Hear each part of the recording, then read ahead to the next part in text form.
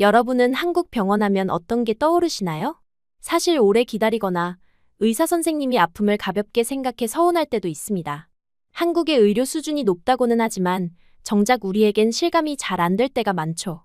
그런데 외국에서는 치료만을 목적으로 한국을 찾는 의료여행까지 올 정도라고 합니다.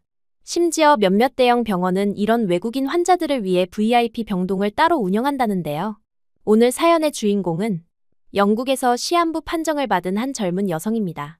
그녀는 마지막 희망으로 한국 병원을 찾았다고 하는데요. 다행히 수술이 가능하다는 한국 의사에게 100억이라도 줄 테니 살려달라고 애원했지만 돌아온 대답은 뜻밖에도 수술은 해줄 수 없다는 거절이었죠. 그 순간 그녀는 충격에 넋이 나가버렸다고 합니다. 도대체 무슨 일이 있었던 걸까요? 구독과 좋아요는 감동블라썸 영상 제작에 큰 힘이 됩니다. 안녕하세요. 저는 클라라 애쉬우드입니다. 런던 패션계에서 제 이름이 회자되기 시작한 건 불과 3년 전이에요.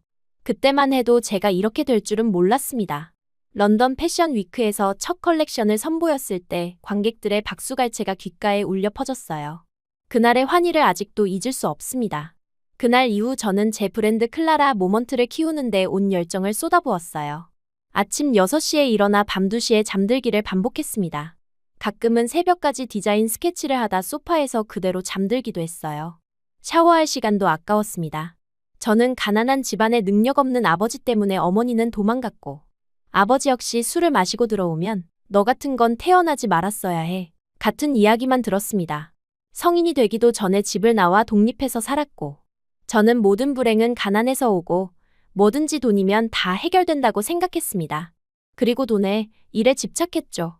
클라라, 이렇게 무리하면 건강에 문제 생길 거야. 제 어시스턴트 엠마는 항상 그렇게 말했어요. 하지만 저는 웃으며 손을 흔들었습니다. 걱정 마, 나 아직 20대 중반이야. 이 나이에 무슨 건강 문제가 생기겠어. 그때 저는 젊음이 곧 무적이라고 믿었어요. 실수였습니다. 아침은 항상 커피 한 잔으로 시작했어요. 점심은 대부분 거르거나 회의 중에 샌드위치 반쪽을 허겁지겁 먹는 정도였습니다. 저녁은 보통 테이크아웃이나 인스턴트 음식이었어요. 영양보다는 시간이 중요했습니다. 스트레스는 당연한 일상이었어요. 공급업체와의 실랑이, 생산 지연, 갑작스러운 디자인 변경. 모든 순간이 위기였습니다. 하지만 이상하게도 저는 그 긴장감을 즐겼어요. 아드레날린이 온몸을 타고 흐르는 느낌이 좋았습니다. 첫 성공 이후 1년, 저는 영국 패션협회에서 신진 디자이너 상을 받았어요. 그날 밤 축하 파티에서 샴페인을 마시며 저는 제 인생이 정상 궤도에 올랐다고 생각했습니다. 보그지에 제 디자인이 실렸고 셀럽들이 제 옷을 입기 시작했어요. 스토어 2곳을 더 오픈했습니다. 하지만 그 즈음부터 몸에 이상 신호가 오기 시작했어요. 처음에는 가끔씩 나타나던 위통이 점점 잦아졌습니다. 특히 스트레스를 많이 받은 날이면 위가 불에 타는 듯한 통증이 찾아왔어요. 처방전 없이 살 수 있는 제산제를 항상 가방에 넣고 다니기 시작했습니다. 위험인 것 같아요. 식사를 규칙적으로 하셔야 합니다. 개인 의사가 그렇게 말했을 때 저는 고개만 끄덕였어요. 그리고 바로 그날 저녁 중요한 바이어와의 미팅 때문에 또다시 식사를 거르게 됐습니다. 제 브랜드가 성장할수록 책임감도 커졌어요. 20명의 직원이 저를 의지하고 있었습니다. 그들의 생계가 제 성공에 달려 있었어요. 때로는 그 무게가 너무 무거웠지만 저는 절대 약한 모습을 보일 수 없었습니다.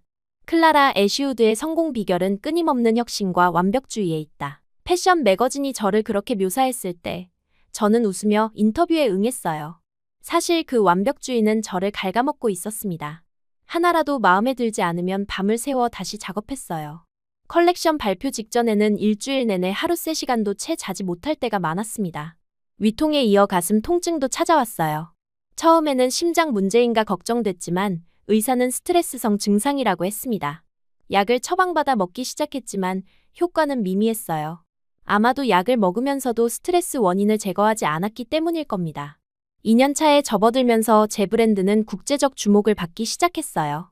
파리, 밀라노의 바이어들이 연락해왔고 아시아 시장 진출도 조심스레 시작했습니다. 저는 점점 더 바빠졌어요. 하루가 48시간이었으면 하는 바람이 간절했습니다. 런던에 비 내리는 날, 저는 아침 회의에서 갑자기 어지러움을 느꼈어요. 그날따라 위통이 심했지만 진통제를 삼키고 어떻게든 하루를 버텼습니다. 그날 밤 집에 도착해서야 처음으로 피를 토했어요. 하지만 다음 날도 저는 사무실로 향했습니다. 클라라, 병원에 가봐야 하지 않을까요? 엠마가 걱정스럽게 물었지만 저는 다가오는 패션쇼를 핑계로 미뤘어요. 그 쇼는 제 커리어에서 가장 중요한 행사였습니다. 영국을 넘어 유럽 패션계에 제 이름을 확실히 각인시킬 기회였어요. 몸이 망가지는 것쯤은 감수할 가치가 있다고 생각했습니다. 쇼 당일, 저는 아침부터 구토 증상으로 힘들었어요. 하지만 메이크업으로 창백한 얼굴을 가리고 강한 커피로 정신을 차렸습니다. 모든 것이 계획대로 진행되는 듯했어요. 모델들은 준비를 마쳤고 런웨이는 제가 원하는 대로 세팅됐습니다. 5분 후 시작합니다. 스태프의 외침이 들렸어요. 저는 마지막으로 모든 것을 점검하기 위해 분주히 움직였습니다. 그때였어요. 갑자기 세상이 빙글빙글 돌기 시작했고 다리에 힘이 빠졌어요. 다음 순간 저는 바닥에 쓰러져 있었습니다. 눈을 떴을 때는 이미 병원 침대 위였어요. 쇼는 제 부재 속에서도 진행됐다고 합니다. 다행히 스태프들이 능숙하게 대처했어요. 하지만 저에게 더 충격적인 소식이 기다리고 있었습니다. 애쉬우드 씨, 검사 결과가 나왔습니다. 위암 초기 단계입니다. 의사의 말이 믿기지 않았어요. 30도 안 된 나이에 암이라니. 처음에는 부정했습니다. 검사 결과가 잘못됐을 거라고 다른 병원에서 다시 검사해보자고 우겼어요. 하지만 모든 결과는 같았습니다. 다행히 초기라 수술과 적절한 치료로 완치 가능성이 높습니다. 하지만 의사는 망설이다 말을 이었어요. 생활 습관을 완전히 바꾸셔야 합니다. 이대로라면 치료 후에도 재발 가능성이 매우 높아요. 병실에서 일주일을 보내는 동안 저는 많은 생각을 했습니다. 정말 이렇게 살아야 하는지, 성공이 건강보다 중요한지. 하지만 병실 침대 위에서도 저는 노트북으로 일을 했어요. 이메일을 확인하고 디자인 수정 사항을 지시했습니다. 시술처럼 간단한 수술은 성공적이었어요. 의사들은 모든 암세포를 제거했다고 자신했습니다. 퇴원 당일, 주치의는 제 손을 꼭 잡았어요. 애쉬우드 씨, 이번 일을 경고로 받아들이세요. 당신의 몸은 한계에 도달했습니다. 지금부터는 규칙적인 식사, 충분한 휴식, 스트레스 관리가 필수예요. 저는 진심으로 고개를 끄덕였어요. 그때만큼은 정말 바뀌겠다고 다짐했습니다. 하지만 그 다짐은 오래가지 못했어요. 회복기 동안 집에서 쉬라는 의사의 지시를 어기고 저는 2주 만에 사무실로 복귀했습니다. 처음에는 반나절만 일하겠다고 약속했지만 곧 예전 패턴으로 돌아갔어요. 직원들은 걱정스러운 눈빛으로 저를 바라봤지만 아무도 말리지 못했습니다. 클라라, 정말 괜찮은 거야? 친구 소피아가 물었을 때 저는 웃으며 대답했어요. 물론이지. 이제 건강관리도 확실히 하고 있어. 걱정 마. 하지만 그건 거짓말이었습니다. 저는 여전히 식사를 거르고 수면을 희생했어요. 다만 이전보다는 자주 병원 검진을 받았고 처방약을 꾸준히 복용했습니다. 그걸로 충분하다고 자신에게 위안을 삼았어요. 수술 후 6개월, 제 브랜드는 더욱 성장했습니다. 런던의 고급 백화점에 입점했고 온라인 매출도 급증했어요. 사업적으로는 승승장구했지만 몸은 여전히 경고 신호를 보내고 있었습니다. 어느 날 밤 디자인 작업을 하다 문득 창밖을 바라봤어요. 런던의 불빛이 아름답게 빛나고 있었습니다. 잠시 생각했어요. 이 모든 성공이 정말 제가 원하는 것인지, 이 대가가 치를 만한 것인지. 하지만 곧 그 생각을 떨쳐버리고 다시 작업에 몰두했습니다. 성공이란 멈추는 순간 뒤처지는 것이라고 믿었어요. 그리고 저는 결코 뒤처지고 싶지 않았습니다. 클라라 애쉬우드, 그녀의 디자인은 혁신적이면서도 실용적이다. 런던 패션계의 신성은 이제 세계를 향해 날개를 펼치고 있다. 영국 최고의 패션지가 저를 그렇게 표현했을 때 저는 마침내 제가 옳은 길을 가고 있다고 확신했어요. 위암은 잠시 흔들렸던 순간일 뿐 제 성공 스토리의 작은 각주에 불과하다고 생각했습니다.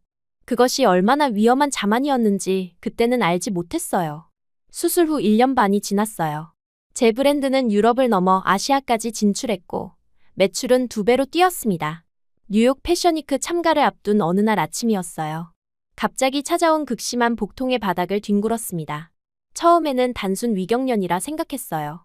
하지만 통증은 점점 심해졌고 결국 구급차를 불러야 했습니다. 병원에서 CT 촬영을 했어요. 의사의 표정이 굳어진 것을 보고 직감했습니다.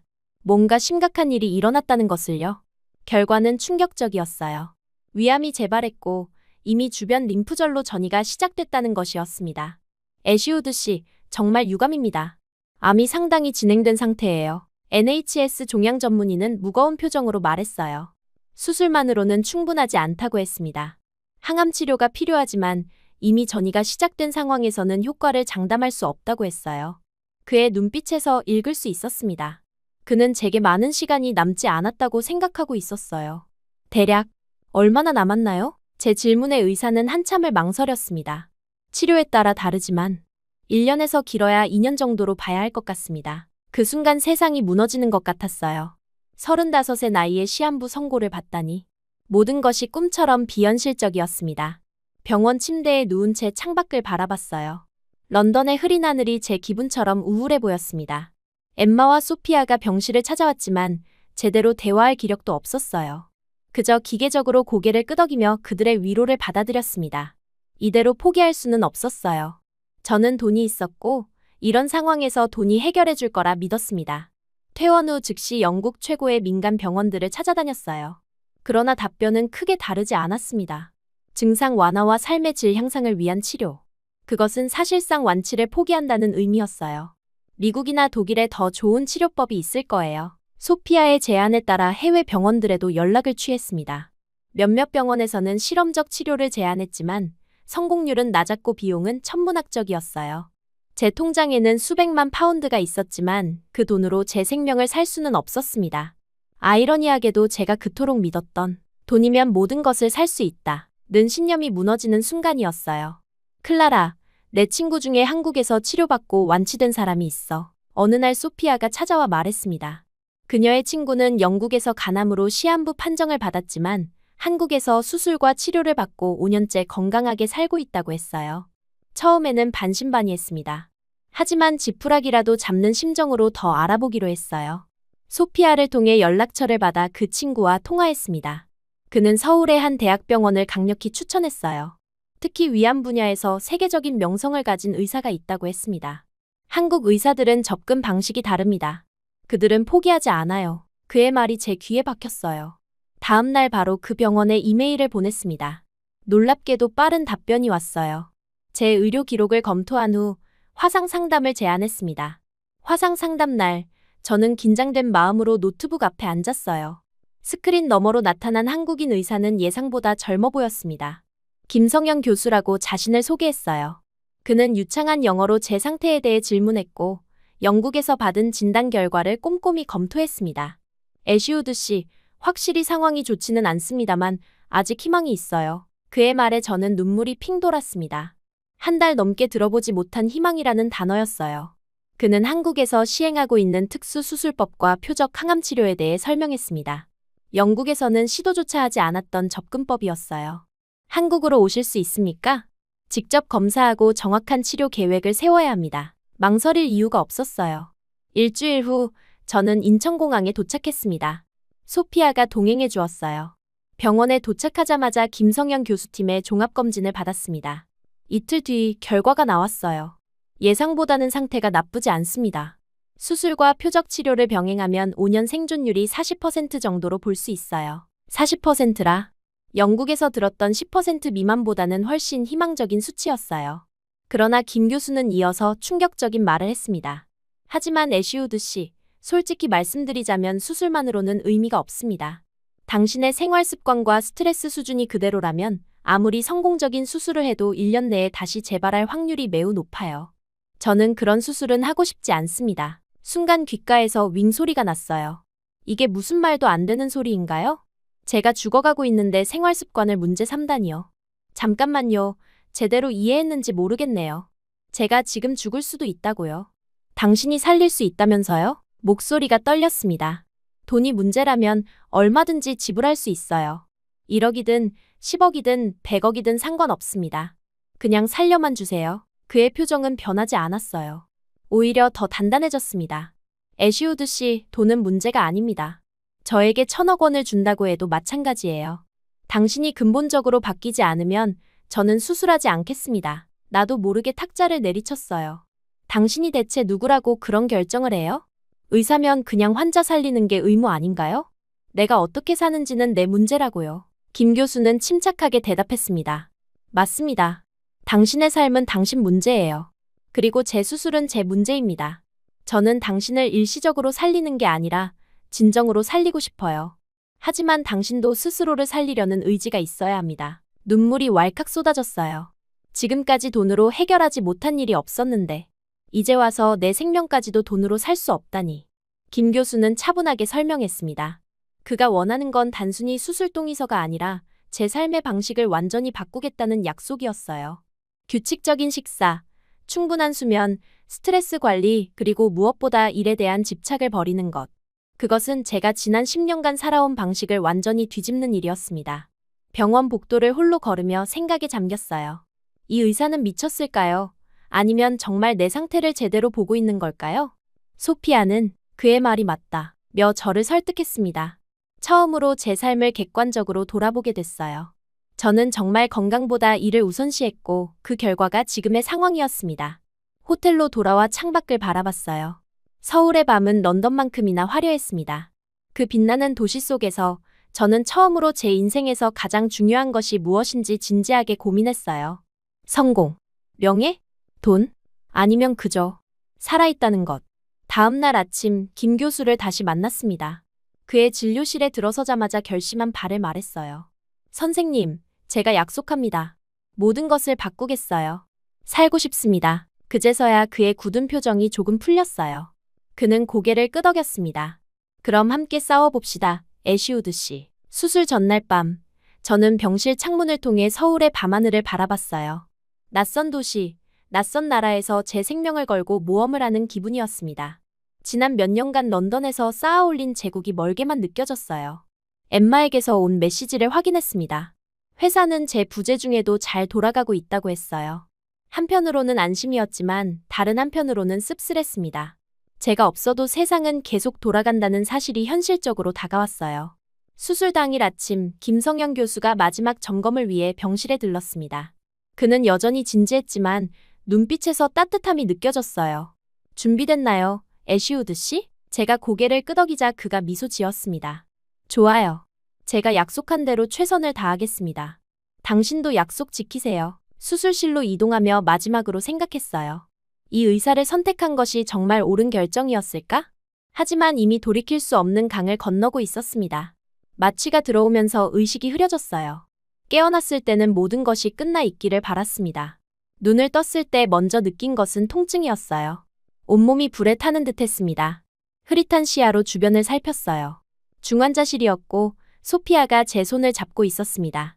수술, 어땠어? 힘겹게 물었을 때 소피아의 눈에 눈물이 고였어요. 성공적이었대. 김 교수가 말하길 예상보다 상태가 좋았다고 해. 안도감이 밀려왔습니다. 죽음의 문턱에서 한 발짝 물러선 기분이었어요. 그날 저녁 김 교수가 회진을 왔습니다. 그는 수술 결과를 상세히 설명했고 앞으로의 회복 과정에 대해 이야기했어요. 모든 눈에 보이는 암 조직은 제거했지만 미세 전이 가능성 때문에 항암 치료도 병행해야 한다고 했습니다. 가장 중요한 건 당신의 생활 습관 변화예요. 약속 기억하시죠? 김 교수의 말에 고개를 끄덕였습니다. 그때는 몰랐어요. 그의 생활 습관 변화가 단순한 조언이 아니라 철저한 감시와 통제를 의미한다는 것을요. 중환자실에서 일반 병실로 옮긴 다음 날부터 김 교수의 특별 관리가 시작됐어요. 아침 7시 문이 열리며 그가 들어왔습니다. 아침 식사 시간입니다. 오늘부터 매일 이 시간에 식사를 하셔야 해요. 놀라서 그를 쳐다봤어요. 아직 똥이 트기도 전이었고 평소 저는 아침 11시 이전에는 아무것도 먹지 않았습니다. 하지만 그의 표정은 협상의 여지가 없어 보였어요. 간호사가 가져온 한식 아침 식사를 앞에 두고 망설였습니다.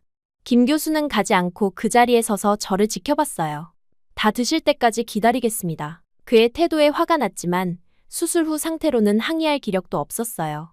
마지못해 식사를 시작했습니다. 생전 처음 먹어보는 죽과 반찬들이었어요. 놀랍게도 먹다 보니 맛있었습니다. 식사를 마치자 그제야 그가 만족스러운 표정을 지었어요. 좋아요. 점심은 12시, 저녁은 6시입니다. 이 시간을 철저히 지켜주세요. 그리고 그는 정말로 그 시간에 맞춰 나타났습니다. 처음에는 그가 직접 와서 감시하는 것이 굴욕적으로 느껴졌어요. 세계적인 패션 디자이너인 제가 마치 어린아이처럼 누군가의 관리를 받는다는 것이 견디기 힘들었습니다. 소피아에게 불평했지만 그녀는 오히려 김 교수 편을 들었어요. 그는 내 목숨을 구했어. 그리고 지금도 너를 살리려고 노력하고 있어. 조금만 참아. 수술 후 일주일이 지났을 때 처음으로 노트북을 켰어요. 이메일 확인도 안 한 지 너무 오래됐고 회사 상황이 궁금했습니다. 막 업무 메일을 열려는 순간 문이 열리며 김 교수가 들어왔어요. 그의 표정이 순식간에 굳어졌습니다. 지금 뭐 하시는 거죠? 그의 목소리에 엄격함이 묻어났어요. 저는 당당하게 대답했습니다. 이메일만 확인하려고요. 제 회사가 있다고요. 김 교수는 단호하게 노트북을 닫았어요. 당신과 저희 약속은 기억하시죠? 당장은 일체의 업무 스트레스를 피해야 합니다. 비서분께 모든 이야기를 들었습니다. 회사는 당신 없이도 한 달쯤 잘 돌아갈 겁니다. 분노가 치밀었어요. 누가 감히 클라라 애쉬우드에게 이렇게 명령할 수 있단 말인가요? 그 순간 병실을 박차고 나가 영국으로 돌아가고 싶었습니다. 하지만 제 몸 상태는 그럴 수 없었어요. 결국 노트북을 내려놓고 침대에 다시 누웠습니다. 애쉬우드 씨, 제가 당신을 괴롭히려는 게 아닙니다. 당신의 몸이 정말로 이런 관리가 필요해요. 지금 이 순간에도 당신의 세포들은 회복을 위해 필사적으로 싸우고 있어요. 그들에게 최선의 환경을 제공해 주세요. 김 교수의 말투는 엄격했지만 그 안에 진심이 느껴졌습니다. 누군가 저를 정말로 걱정하고 있다는 느낌, 그것이 오랜만에 받아보는 감정이었어요. 수술 후 2주차부터 짧은 산책이 허용됐습니다. 김 교수는 매일 아침 회진 후 저와 함께 병원 정원을 걸었어요. 처음에는 어색했지만 걷는 동안 그는 의외로 많은 이야기를 들려주었습니다. 그가 의사가 된 계기, 한국의 문화, 그리고 제가 묻지 않았는데도 그의 가족 이야기까지요. 자연스럽게 저도 제 이야기를 하기 시작했어요.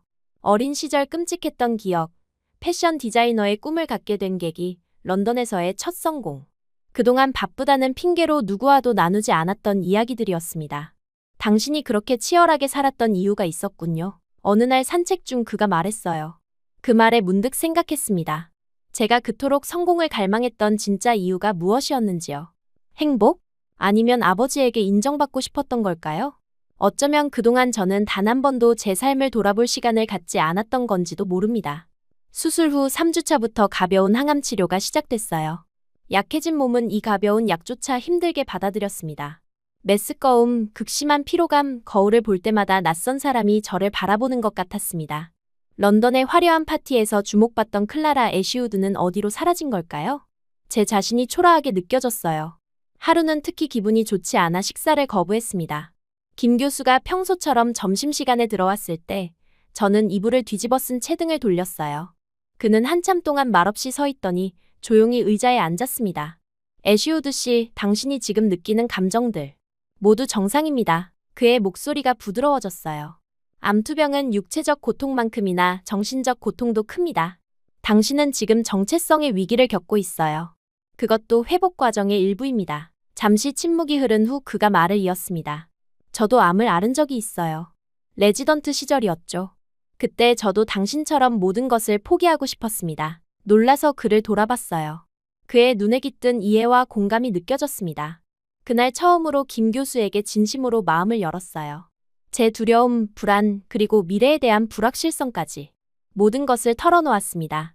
그는 끝까지 듣고 나서 제 손을 잡아주었어요. 함께 이겨냅시다. 한 걸음씩요. 그 말이 저에게 큰 위로가 됐습니다. 처음으로 누군가와 약속을 지키기 위해, 그리고 누군가의 기대에 부응하기 위해 살아가는 기분이었어요. 낯설지만 묘한 안정감을 주는 느낌이었습니다. 수술 후 한 달이 지났을 때 김 교수는 제게 미션을 주기 시작했어요. 처음에는 간단한 것들이었습니다. 병원 6층에서 1층까지 계단으로 내려가기, 스스로 식단 계획하기, 명상 시간 갖기 등이었어요. 점차 미션은 복잡해졌습니다. 다른 암 환자들과 대화하기, 그리고 마음에 드는 책 3권 읽기까지요. 이 모든 활동들은 치료의 일부라고 그는 설명했어요. 단순히 몸의 암세포를 제거하는 것이 아니라 마음의 습관도 바꾸는 과정이라고 했습니다. 수술 후 6주차에 접어들면서 김 교수는 제게 조금씩 일을 허용하기 시작했어요. 처음에는 하루 30분, 그 다음에는 1시간으로 점차 늘려갔습니다. 완전히 끊었던 업무와 다시 연결되니 처음에는 불안했어요. 제가 없는 동안 회사가 어떻게 변했을지, 내가 다시 그 자리로 돌아갈 수 있을지. 하지만 놀랍게도 일에 대한 강박이 예전 같지 않았습니다. 30분이 지나면 자연스럽게 노트북을 덮을 수 있었어요. 무엇보다 놀라운 건 업무에서 잠시 벗어났을 때 느끼는 죄책감이 사라졌다는 점이었습니다. 당신이 변하고 있어요. 어느 날 김 교수가 미소 지으며 말했습니다. 저도 그 변화를 느꼈어요. 예전에는 매 순간 완벽을 추구하며 불안해했다면 이제는 조금씩 현재를 받아들이고 있었습니다. 화장을 하지 않은 얼굴로 사람들을 만나는 것도 더 이상 두렵지 않았습니다. 2개월의 병원 생활이 끝나갈 무렵 김 교수는 제게 퇴원 계획을 이야기했어요. 런던으로 돌아가는 대신 서울 근교의 조용한 곳에서 회복 기간을 가질 것을 권했습니다. 항암 치료는 계속 받아야 했고 정기적인 검진도 필요했어요. 영국으로 돌아간다면 치료 연속성이 떨어질 거라고 했습니다. 사실 그의 말이 없었더라도 저는 이미 당분간 한국에 머물기로 마음을 정했어요. 이곳에서 찾은 예상치 못했던 안정감을 아직 놓고 싶지 않았습니다. 퇴원 전날 밤 병실 창문 앞에 서서 서울의 밤 경치를 바라봤어요. 2개월 전 수술을 앞두고 같은 자리에 섰을 때와는 완전히 다른 사람이 된 것 같았습니다. 여전히 제 삶의 방향을 두고 싸우는 중이었지만 이제는 그 싸움을 혼자 하는 것 같지 않았어요. 김 교수, 간호사들, 같은 병동의 환자들, 그리고 한국에서 만난 많은 사람들. 그들이 모두 제 편이 되어주었습니다. 문득 런던에서의 삶이 떠올랐어요. 화려한 파티와 칭찬, 매스컴의 주목을 받던 순간들. 하지만 이상하게도 그것들이 더 이상 그리움의 대상이 아니었습니다. 오히려 서울의 조용한 아침, 김 교수와의 산책, 직접 요리한 음식을 나누는 소소한 순간들이 더 의미 있게 느껴졌어요. 제 인생에서 처음으로 성공이나 성취가 아닌 존재 그 자체의 가치를 느끼고 있었습니다. 퇴원은 끝이 아니라 새로운 시작이었습니다. 서울 근교의 조용한 아파트에 정착한 저는 전과는 완전히 다른 리듬으로 살아가기 시작했어요. 아침 7시에 일어나 간단한 요가로 하루를 시작하고 규칙적인 식사 시간을 지켰습니다. 하루 2시간으로 제한된 업무 시간 외에는 책을 읽거나 산책을 하며 시간을 보냈어요. 때로는 그냥 아무것도 하지 않고 창밖을 바라보는 것만으로도 충분했습니다. 이전의 저라면 상상도 못했을 생활이었어요. 무엇보다 큰 변화는 일에 대한 관점이었습니다. 더 이상 일이 제 존재의 전부가 아니었어요. 제 브랜드는 여전히 중요했지만 그것이 제 인생의 유일한 의미는 아니었습니다. 오히려 암을 통해 배운 교훈들이 디자인에 새로운 영감을 주기 시작했어요. 섬세함, 불완전함의 아름다움, 그리고 여유. 이런 가치들이 제 작품에 스며들기 시작했습니다. 외래 진료일마다 김 교수를 만나는 것이 제 일과의 중심이 됐어요. 처음에는 순전히 의학적인 이유였지만 점차 그를 만나는 것 자체가 기다려지기 시작했습니다. 그의 조언은 단순히 건강에 관한 것을 넘어 삶의 지혜로 느껴졌어요.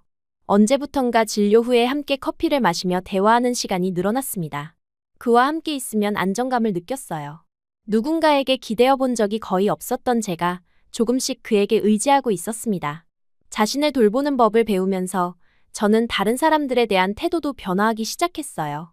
런던에서는 직원들을 단순히 제 비전을 실현하는 도구처럼 여겼다면 이제는 그들의 상황과 감정을 고려하게 됐습니다. 화상회의에서 만나는 엠마와 팀원들에게 진심으로 관심을 갖기 시작했어요. 그들의 주말이 어땠는지, 가족은 잘 지내는지. 예전에 저였다면 시간 낭비라고 생각했을 대화들이 이제는 중요하게 느껴졌습니다. 한국에서의 새로운 삶을 살아가며 저는 제 자신과 약속했어요. 이 두 번째 기회를 헛되이 하지 않겠다고, 그리고 이제는 정말로 살기 위해 살겠다고 말입니다. 김 교수의 말처럼 모든 것이 이제 막 시작된 참이었어요. 퇴원 후 3개월, 항암 치료가 끝나가는 시점이었어요. 마지막 검사 결과는 놀라웠습니다. 암세포의 흔적이 거의 보이지 않았어요. 김 교수의 표정이 처음으로 완전히 밝아진 것을 보았습니다. 그날 진료실에 나오면서 이상한 감정이 밀려왔어요. 치료가 끝난다는 기쁨보다 이제 김 교수를 자주 볼 수 없다는 아쉬움이 더 컸습니다. 집으로 돌아오는 택시 안에서 생각했어요. 언제부터였을까요? 그를 단순한 의사가 아닌 한 사람의 남자로 보기 시작한 것이. 확실한 건 이제 그를 만나는 진료일이 제 한 주의 중심이 되었다는 사실이었어요. 다음 주 진료를 기다리는 동안 그를 생각하면 마음이 따뜻해지고 미소가 절로 지어졌어요. 무엇보다 놀라운 건 이런 감정이 제 삶에서 처음이라는 점이었습니다. 진료실 밖에서는 그를 볼 수 없다는 게 너무 답답했어요. 하루에도 몇 번씩 그가 생각났고 문득 그의 목소리가 듣고 싶어 병원에 전화를 걸었다가 끊기도 했습니다. 이런 감정은 처음이었어요. 일에 대한 열정은 있었지만 사람에 대한 그리움은 느껴본 적이 없었습니다. 비서에게 전화해 김 교수님과 상담 약속을 더 잡을 수 없을까요? 라고 물었을 때 그녀는 키득거리며 웃었어요. 제 마음을 들킨 것 같아 당황스러웠습니다. 진료실에 들어서자 김 교수가 반갑게 맞아주었어요. 검사 결과를 확인하며 그는 미소 지었습니다. 회복이 정말 잘 되고 있어요. 이대로 가면 완치 판정도 가능할 겁니다. 그의 말에 눈물이 핑 돌았어요. 영국에서 시한부 선고를 받은 지 불과 8개월 만에 완치를 이야기하다니. 감격스러웠지만 동시에 두려웠습니다. 완치 판정을 받으면 그를 만날 이유가 사라질 테니까요. 그럼 이제 영국으로 가도 될까요? 제 질문에 그의 표정이 살짝 굳었어요. 잠시 침묵이 흐른 후 그가 조심스럽게 말했습니다. 의학적으로는 가능합니다만 적어도 6개월은 더 지켜보는 것이 좋을 것 같아요. 그의 말에 안도감이 밀려왔어요. 6개월. 그동안 무슨 일이든 일어날 수 있겠죠. 진료가 끝나고 나오면서 용기를 내어 물었습니다. 오늘 저녁 혹시 시간 되세요?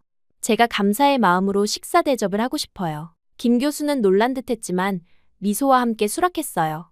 처음으로 병원 밖에서 그를 만나는 날이었습니다. 저는 서울에서 가장 비싼 레스토랑을 예약했어요. 지배인에게 따로 연락해 오늘 밤이 특별하게 느껴지도록 해주세요. 비용은 문제 없어요. 라고 말했죠. 제가 아는 유일한 방식이었으니까요. 그날 저녁 김 교수는 가벼운 셔츠 차림으로 나타났어요. 진료실에서와는 또 다른 모습이었습니다. 우리는 처음으로 의사와 환자가 아닌 한 남자와 한 여자로 마주 앉았어요. 하지만 고급 레스토랑의 분위기는 오히려 어색함만 더했습니다. 사실 이런 곳은 제 스타일이 아닙니다. 그리고 이 정도로 사람이 없는 게 이상한데 당신이 준비한 거죠? 그가 솔직하게 말했어요.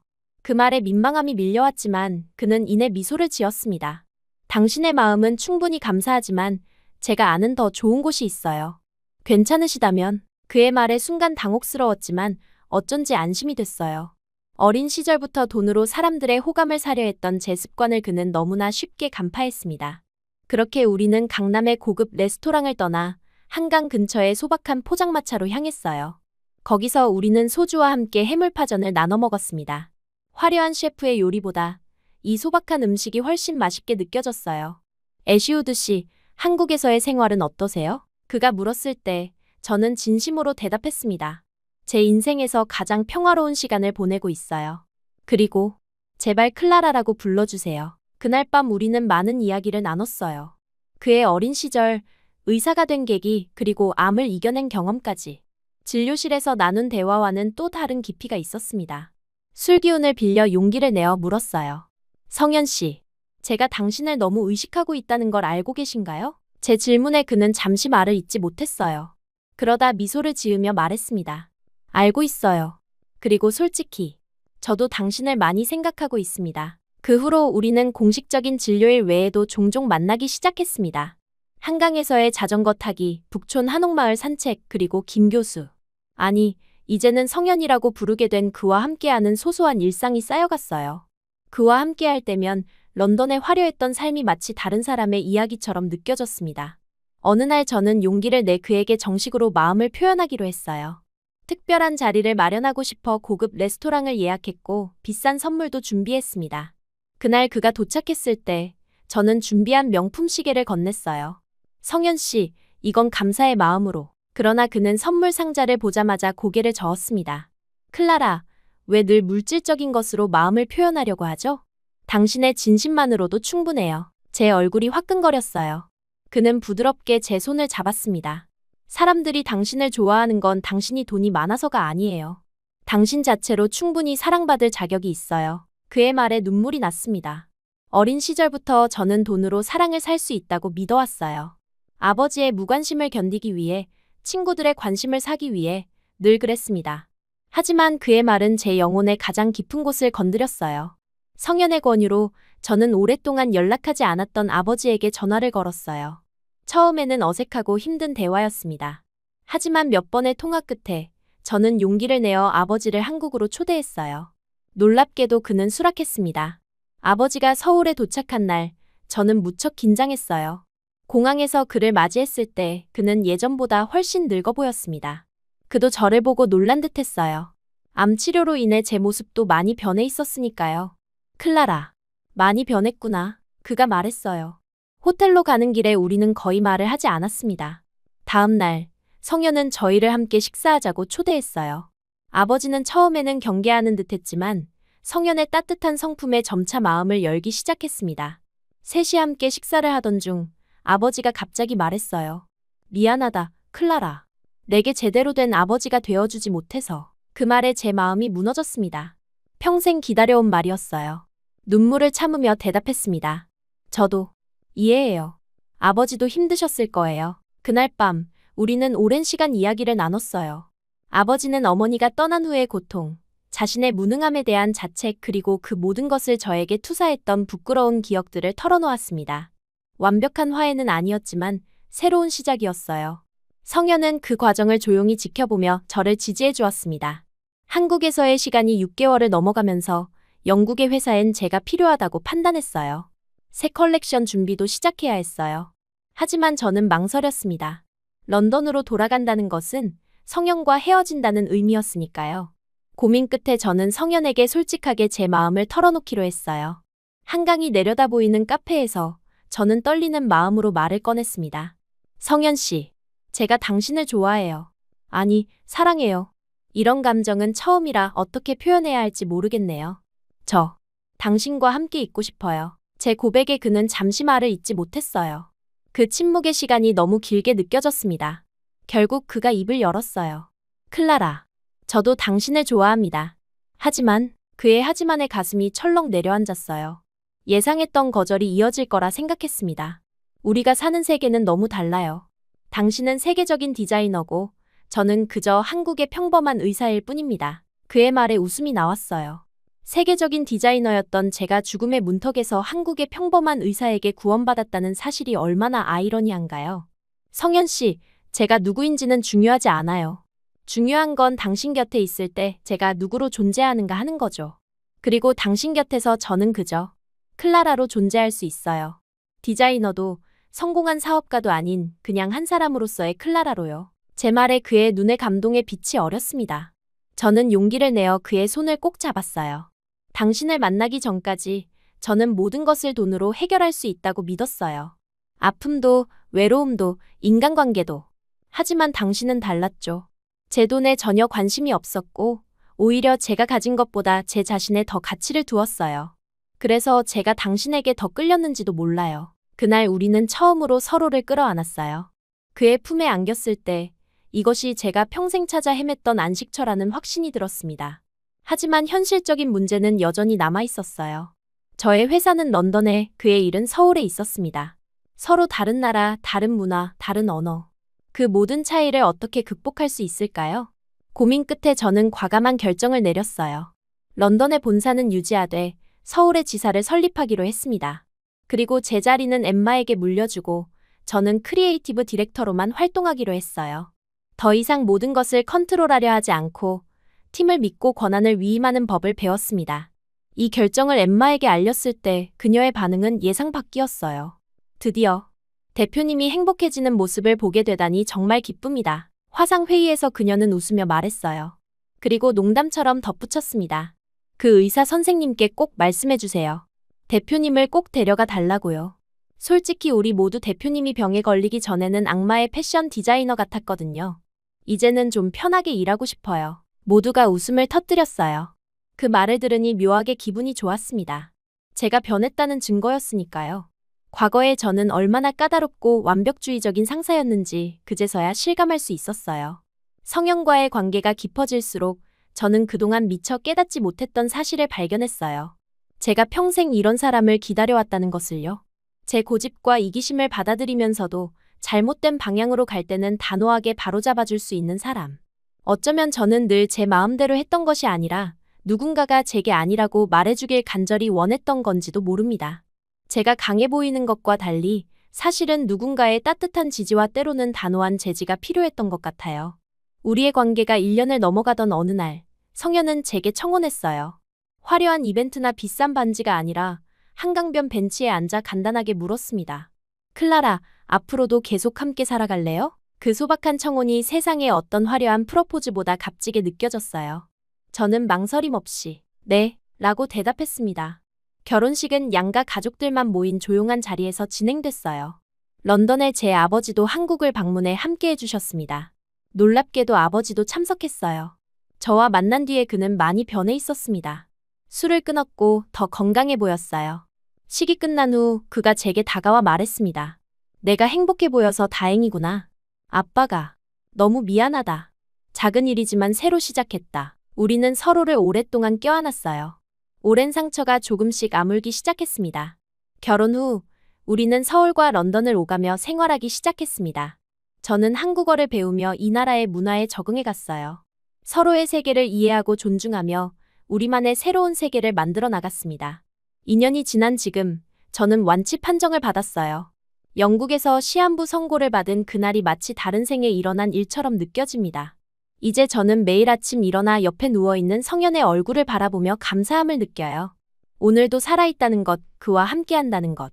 그 자체가 기적입니다. 제 브랜드 클라라 모먼트는 여전히 성공적으로 운영되고 있어요.